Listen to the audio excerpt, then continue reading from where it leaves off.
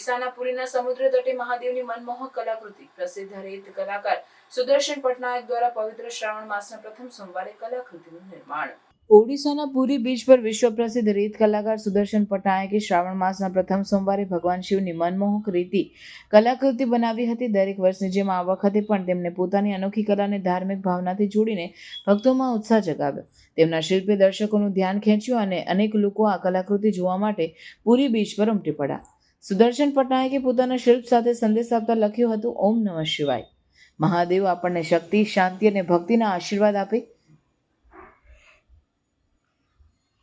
આ કલાત્મક અભિવ્યક્તિ દ્વારા તેમણે માત્ર શ્રદ્ધા જ નહીં પણ સમાજમાં શાંતિ અને એકતાનો સંદેશ પણ આપ્યો. તેમના શિલ્પીએ શ્રાવણ માસના પવિત્ર અવસરને વિશેષ બનાવી દીધો. પ્રસિદ્ધ રીતિ કલાકાર તરીકે સુદર્શન પટનાયક અનેક ધાર્મિક અને સામાજિક વિષયો પર પોતાની અનોખી કલાકૃતિઓ માટે જાણીતા છે. અગાઉ પણ તેમણે રથયાત્રા, રાષ્ટ્રીય ઉજવણી અને વિવિધ પ્રસંગોએ રીતિ શિલ્પો બનાવીને લોકોમાં જાગૃતિ અને ભાવના જગાવી છે. આ વખતે શિવજીની રીતિ કલાકૃતિને જોઈને ભક્તોમાં ભક્તિભાવ અને ગૌરવની લાગણી પ્રસરી હતી. પુરી બીચ પર આવી કલાકૃતિઓથી ધાર્મિક તહેવારોને નવી ઓળખ મળે છે અને દેશ વિદેશના પ્રવાસીઓ પણ આ કલાનું મનમોહક દર્શન કરી શકે છે.